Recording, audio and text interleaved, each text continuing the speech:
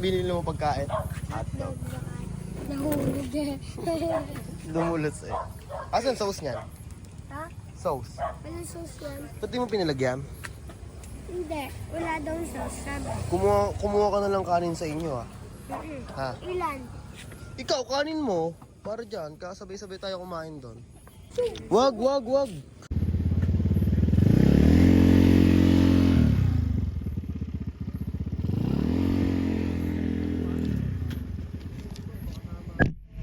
Stick ko. Kaya mo na, wala na eh. Nawala yung hotdog ni Alexis. Nagte-training kami ng boxing.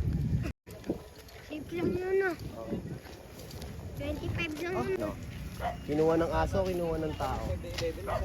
Tao o aso? Yung aso kasi mahulog yung ano eh. Yung ano yan yun. Yung plate, no? Oo. Eh kung tao yun. Yung ano?